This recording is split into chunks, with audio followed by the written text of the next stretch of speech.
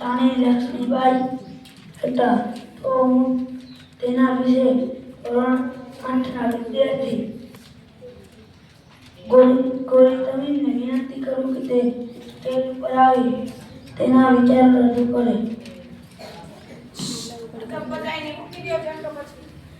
પકડો.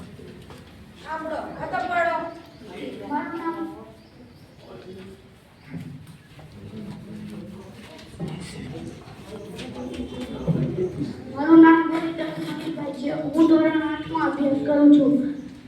આજે હું તમને રાણી લક્ષ્મીબાઈ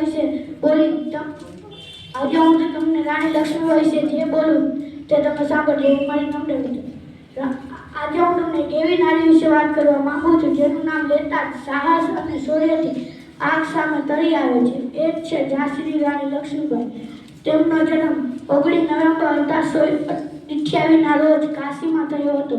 તેમના પિતાનું નામ મોરેપંત તાંબે અને માતાનું નામ ભાગીરથીબાઈ હતું. તેમના બાળપણનું નામ મણિકર્ણિકા હતું. તેથી લોકો તેમને મનુ કહેતા હતા.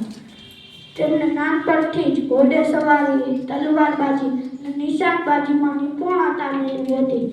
મનુના લગ્ન ઝાંસીના રાજા ગંગાધરરાવ સાથે થયા હતા. લગ્નના થોડા સમય બાદ રાજાનું અવસાન થયું. રાજાના અવસાન થયા બાદ અંગ્રેજ સરકારે તેમનું રાજ્ય ઝડપી લીધું. પરંતુ તે 1857ના સ્વતંત્ર સંગ્રામમાં અંગ્રેજો સામે લડ્યા હતા. કારણ કે તે તેમના દત્તક પુત્રને ગાદી પર અધિકાર મેળવવા માંગતા હતા. 29 વર્ષની ઉંમરે તે દેશ માટે શહીદ થઈ ગઈ.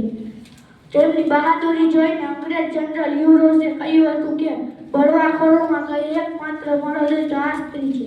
તેમનું અવસાન 18 જૂન 1858ના રોજ ગ્વાલિયર પાસે થયું હતું. કોઈએ સાચું જ કહ્યું છે ને, ખૂબ લડી મર્દાની, वो तो झांसी वाली रानी थी.